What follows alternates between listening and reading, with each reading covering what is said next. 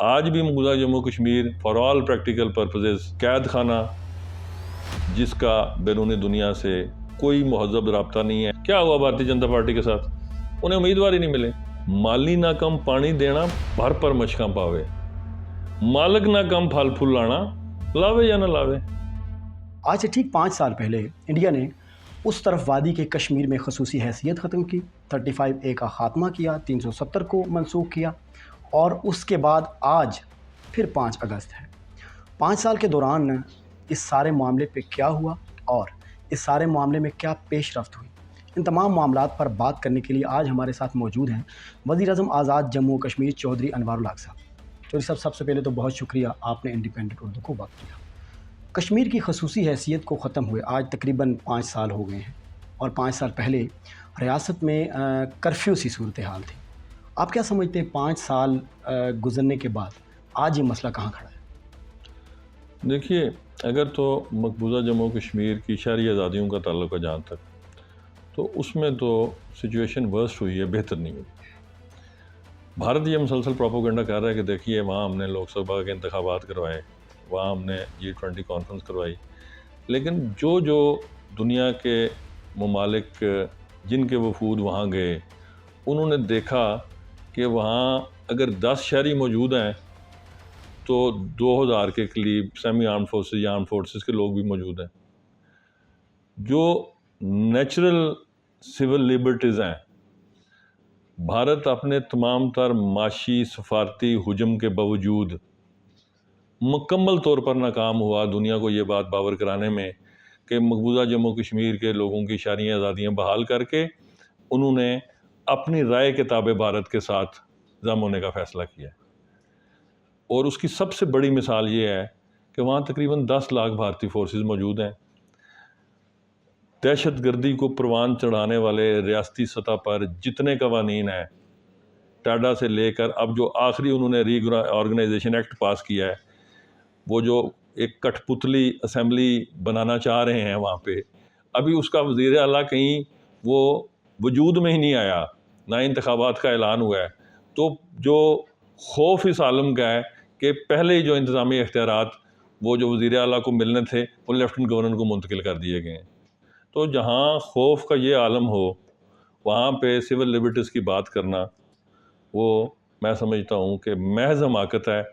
آج بھی مقبوضہ Jammu Kashmir for all practical purposes ایک قید خانہ جس کا بیرونی دنیا سے کوئی مہذب رابطہ نہیں ہے، نہ وہاں بین الاقوامی سطح پر انڈیپینڈنٹ آبزرورز کو جانے کی اجازت ہے، نہ مختلف سفارتکاروں کو مختلف فری موومنٹ کی اجازت ہے، جبکہ اس کے مقابلے میں جو بھی یورپین یونین سے تعلق رکھنے والے سفارتکار دوست ہیں، جو امریکن ایمبیسڈر ہیں، وہ بھی پچھلے دنوں آئے ہمارے لیے، ہم نے آزاد کشمیر کو سب کے لیے اوپن کیا ہوا ہے۔ وہ ایور وانٹس ٹو کم آئیں۔ آج کل آپ کو پتہ ہے کہ گرمیوں کا سیزن ہے تو لوگ ٹورسٹ ہزاروں کی تعداد میں آ رہے ہیں۔ کسی جگہ پر آپ کو یہاں پہ کوئی ایسی لا اینڈ آرڈر سچویشن نظر نہیں آئے گی روٹین کی کہ آپ یہ سمجھیں کہ یہاں پہ کوئی کنٹرولڈ قسم کا ایٹماسفیئر ہے۔ تو میں یہاں یہ کہنا چاہوں گا کہ جس قدر زہریلا پروپیگنڈا بھی بھارت کرنا چاہے، دنیا کی آنکھوں میں دھول نہیں جھونکا جا سکتی۔ اور جو ہیومن رائٹس وائلیشنز پچھلے 5 سالوں میں، جن میں میں سمجھتا ہوں کہ میسیو انکریز ہوئے ہیں، اور اسی رد عمل سے وہاں آزادی کی جدوجہد بھی اب بڑھ رہی ہے، اور آپ سمجھ رہے ہیں کہ یہ جو بیچ میں تھوڑا سا ایمبیگوٹی کا ٹائم آیا تھا، اب وہ کنفیوژن دور ہو چکی ہے، اور وہاں پہ جو انڈیجنس موومنٹ ہے سیلف ڈٹرمنیشن کے لیے، اس میں تیزی آئی ہے، اور اس لیے بھارت کو اب وہاں فورسز میں بھی اضافہ کرنا پڑ رہا ہے۔ آج 5 اگست ہے، وادی کی اس طرف اور پاکستان میں یوم استحصال منایا جا رہا ہے۔ انڈین حکومت کے اس فیصلے کے بعد 5 سال پہلے جو انہوں نے کیا، اس کے بعد تقویت دی انڈین سپریم کورٹ کی تائید نے، تو ایسے میں آپ کیا سمجھتے ہیں کہ جو اس طرف کی عوام ہے ان کا جو جذبہ آزادی ہے وہ کم ہوا ہے کہ اس فیصلے سے مزید گہرا ہوا ہے؟ دیکھیے، یہ جب یہ فیصلہ آیا تھا تو دنیا بھر کے بین الاقوامی مبصرین کو یہ دنیا کا واحد فیصلہ تھا کہ جو اناؤنس ہونے سے پہلے مقبوضہ کشمیر کے بچے کو پتہ تھا کہ بھارت کا جو جانے والا وہ جسٹس ہے وہ کیا فیصلہ کر کے جا رہا ہے۔ اس فیصلے میں کوئی ایمبیگوٹی نہیں تھی۔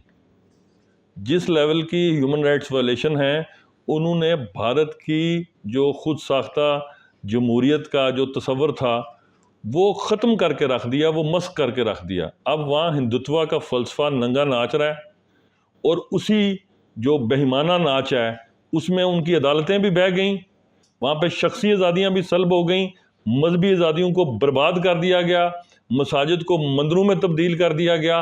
کوئی ایک بھارتی ادارہ، نہ عدلیہ بچی، نہ مقننہ بچی، نہ انتظامیہ بچی۔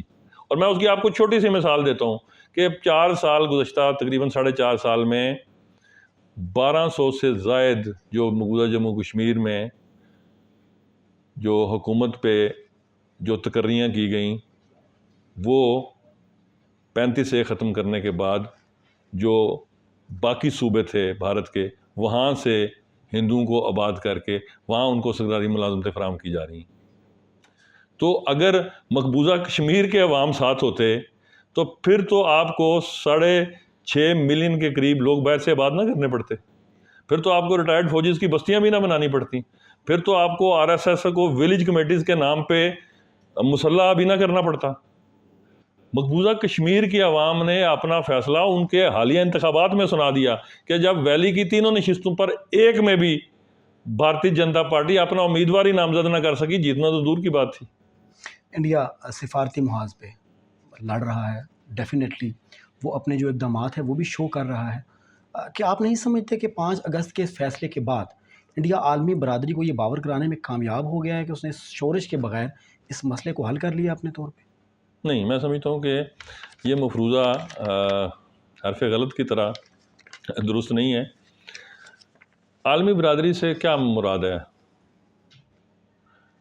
آپ نے دیکھا کہ اس وقت دنیا 2 بلاکس میں تبدیل ہو رہی ہے، ایک امریکہ اور یورپ کا بلاک اور ایک چائنا اور رشیا کا بلاک، ٹھیک ہے؟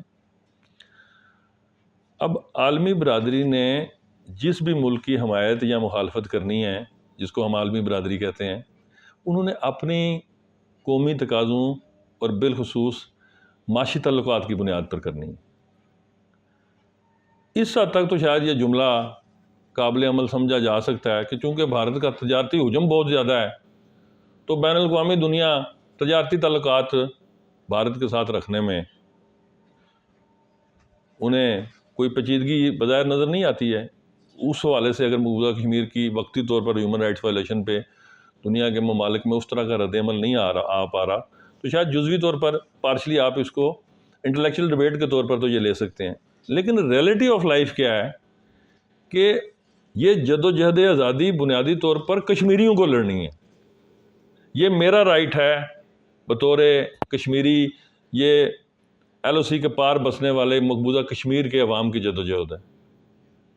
جب ہم نے اس انڈیجنس موومنٹ کو اپنے ہاتھ میں رکھنا ہے اور ہم نے سرنڈر نہیں کرنا، نہ ہمارے آباء و اجداد نے کیا، نہ ہماری نسل نے کیا، اور انشاءاللہ نہ آئندہ آنے والی نسل کرے گی، تو پھر بین الاقوامی برادری جو ہے وہ کیا سوچتی ہے اور کیا نہیں سوچ پاتی۔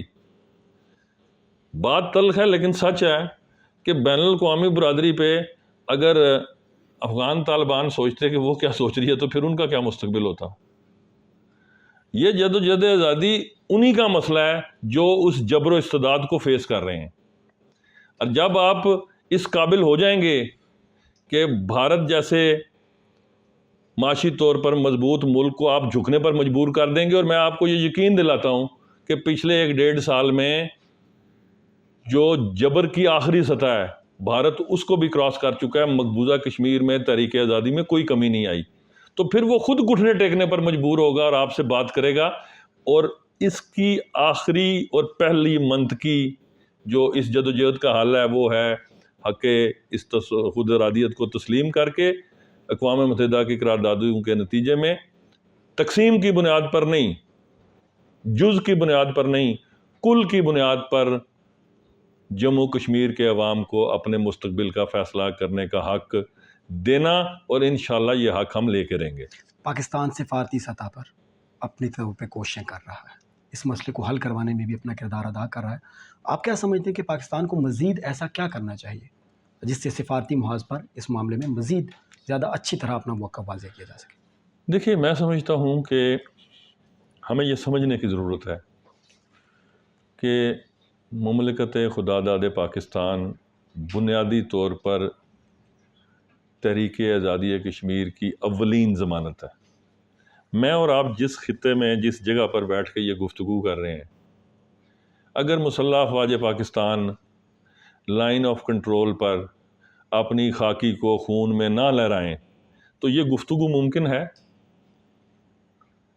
یہ جو بیس کیمپ ہے، اس کی پروٹیکشن، اس کے شہریوں کے دفاع، یہ مسلح افواج پاکستان نے لازوال قربانیاں سیاچین سے لے کر بھمبر تک کنٹرول لائن کے ہر مورچے پر اپنے خون سے دے کر ہمارے لیے سلامتی کا ہر پہلو یقینی بنایا ہے. اس سے زیادہ آپ حکومت پاکستان سے کیا چاہتے ہیں؟ اور جہاں تک عوام پاکستان کا تعلق ہے، اس وقت IMF پروگرام کے تحت مہنگائی کی شدت اپنے عروج پر ہے، لیکن اپنے پتھر پیٹ پر چار پتھر باندھ کے وہاں تقریباً 70 روپے بجلی اور آپ کو 3 روپے بجلی. نہ ریاست پاکستان سے آپ کا رشتہ کسی صورت کمزور ہوا، ہر گزرتے لمحے مضبوط ہو رہا ہے. عوام پاکستان سے آپ کی لازوال محبت اب گفتگو کی صورت میں نہیں، عمل کی صورت میں ہر گھر میں دیے کی مانند جل رہی ہے. تو پھر کوئی دیوانہ یا فاتر العقل شخص یہ کہہ سکتا ہے کہ یہ رشتے میں کمزوری ہے؟ اس رشتے میں جو ریاست پاکستان، عوام پاکستان اور جموں کشمیر کے شہریوں کا ہر گزرتے دن بھرپور طریقے سے آپ اس میں محبت میں، اخلاص میں اضافہ دیکھیں گے، مجھے کمی کہیں نظر نہیں آ رہی. 2019 کے واقعے کے بعد ستمبر میں جو بھارتی کشمیر ہے، انڈین سائڈ، وہاں پر انتخابات قانون ساز اسمبلی کے ہونے جا رہے ہیں. آپ کیا سمجھتے ہیں کہ اس واقعے کے بعد یہ پہلے انتخابات ہیں، اور کیا کشمیری قوم اس واقعے کے ری ایکشن میں بڑا کوئی اچھا پیغام دے گی، یا اس کے ساتھ اپنا ایک جو عمل ہے ووٹنگ کا وہ جاری؟ دیکھیے، میں ان انتخابات کی کوئی آئینی حیثیت میرے لیے قابل قبول ہی نہیں. وہ جو ان کی لوک سبھا کے انتخابات تھے وہ ہوئے نا، مقبوضہ کشمیر میں بھی ہوئے. آپ نے دیکھے کیا ہوا بھارتی جنتا پارٹی کے ساتھ؟ انہیں امیدوار ہی نہیں ملے. اور وہ اس قدر خوفزدہ ہے مودی اندر سے، دنیا کا آخری خوفزدہ انسان ہے، کہ جس کو ان سارے اقدامات اور 10 لاکھ فوج مقبوضہ کشمیر میں لگا کر بھی وہ جو کٹھ پتلی وزیر اعلیٰ وہاں دنیا کی نظروں میں دھول جھونک کر لانا چاہتا ہے، اس پر ابھی اس کے انتخاب کا مرحلہ اور عمل بھی شروع نہیں ہوا. بے یقینی کا یہ حال ہے کہ جو اختیارات اس کٹھ پتلی وزیر اعلیٰ کو انہوں نے دینے تھے وہ بھی انہوں نے پچھلے یہ جولائی میں وہ امینڈمنٹ کر کے تو جو لیفٹننٹ گورنر ہے اس کو دے دیں. تو اس خوف کے عالم میں اس طرح کے انتخابات کو کوئی مقصد ہے؟ یا اس سے وہاں کیا پازیٹیوٹی آئے گی؟ یا یہ کون سا معیار ہے جس کی بنیاد پر آپ یہ کہہ سکیں گے کہ وہاں کوئی پازیٹیوٹی کی بات کی جا سکتی ہے؟ مقبوضہ کشمیر میں جب آپ نے ایک پولنگ اسٹیشن پر اگر 500 لوگوں نے وہاں حق رائے دہی استعمال کرنا ہے اور 5000 وہاں سیکورٹی فورسز کھڑی ہوں گی تو کون سا حق رائے دہی؟ یہ تو وہ سارے ڈرامہ قسم کے اقدامات ہیں کہ جن سے شاید کسی کی ذاتی زخمی نہ کی تو تسکین ہو سکتی ہے. بین الاقوامی دنیا میں سمجھ بوجھ رکھنے والے، انٹلیکٹ رکھنے والے انٹرنیشنل آبزرورز آج بھی موجود ہیں جو یہ سمجھتے ہیں ہاں اگر کوئی ایسی بات ہو تو پوری بین الاقوامی دنیا کے لیے کھولیں مقبوضہ کشمیر کے دروازے، جائیں جا کے وہاں لوگوں سے بات کریں، انٹریکٹ کریں. مقبوضہ کشمیر کے لوگوں کو یہ آزادی کی یہ سہولت میسر کریں کہ وہ بین الاقوامی دنیا کے ساتھ آزادانہ طور پر بندوق اور سنگین کے سائے سے ہٹ کر اپنا معافی ضمیر بیان کر سکیں تو دودھ کا دودھ اور پانی کا پانی ہو جائے گی، صورتحال بالکل کلیئر ہو جائے گی. 5 اگست 2019 کے بعد پاکستان نے بھی اور عالمی دنیا نے بھی اس واقعے کی ایک مذمت کی اور اس پہ اپنا ری ایکشن ریکارڈ کروایا. وقت کے ساتھ ساتھ یہ آواز کچھ دبتی نظر آ رہی ہے. آپ کی نظر میں اس کی کیا وجہ ہے؟ نہیں، یہ تو آپ کا تبصرہ ہو سکتا ہے، میں قطعاً ایسا نہیں سمجھتا. دیکھیے، اس کے ابتدائی دنوں میں تو شاید جزوی طور پر یہ بات کہی جا سکتی تھی 19-20-21 کی حد تک، لیکن جب سے یہ موجودہ سیٹ اپ آیا ہے، اور میں برملا یہ ذکر کرنا چاہوں گا کہ مسلح افواج پاکستان کے سربراہ نے اپنی تعیناتی کے بعد ککول اکیڈمی میں جو کیڈٹ سے پہلا خطاب کیا تھا، اس میں انہوں نے اتنے واشگاف الفاظ میں کشمیر پالیسی کے حوالے سے اتنی جاندار گفتگو کی تھی کہ اس کے بعد ابہام کا کوئی سوال ہی نہیں رہ جاتا۔ اور پھر ڈائنامکس میٹر کرتے ہیں۔ اگر 5 اگست کو 2019 سے آگے آپ لے کے چلیں، اور اس 5 اگست 2024 کو اگر وزیر اعظم پاکستان آ کر آزاد کشمیر اسمبلی کو ایڈریس کرتے ہیں، تو اس کا ترجمہ یہ ہے کہ نہ تو جذبوں میں کوئی کمی ہے، نہ پالیسی میں کوئی کمزوری ہے، بلکہ بات وہیں ہے جہاں تھی، اور جب تک وہ اپنے منطقی انجام تک نہیں پہنچے گی وہیں رہے گی۔ حالیہ انتخابات میں جو انڈین انتخابات تھے، بی جے پی کی اور بالخصوص جو نریندر مودی ہیں ان کی جو شہرت ہے اس میں کمی واقع ہوئی ہے، تو کیا اس واقعے کو ایک بنیاد بنا کر اس کا فائدہ اٹھا کے مسئلہ کشمیر پر پاکستانی جو گورنمنٹ ہے وہ کوئی مذاکرات کا عمل شروع کر سکتی ہے؟ دیکھیے، شہری آزادیوں کو ریسٹور کیے بغیر یہ مذاکرات خطرناک صورت اختیار کر سکتے ہیں۔ یہ تو پھر ایک طرح کی خدا نخواستہ انڈورسمنٹ ہو سکتی ہے۔ جب تک بھارت اپنے اقدامات کو ریورس نہیں کرتا، یہ دہشت گردی کی کاروائیاں ختم نہیں کرتا، انسانی حقوق کے احترام کو بحال نہیں کرتا، ایک دہشت گرد ریاست کے ساتھ آپ کیسے مذاکرات کر سکتے ہیں؟ اچھا، یہ جو مسئلہ کشمیر ہے، تحریک آزادی ہے، گزشتہ تقریباً یہ آپ 70 سال سے یہ چل رہی ہے، کشمیریوں کی آواز میں اثر تو ہے، لیکن وہ اثر نہیں ہے، یا وہ اثر اس حد تک نہیں ہے کہ آزادی کی صبح طلوع ہو سکے۔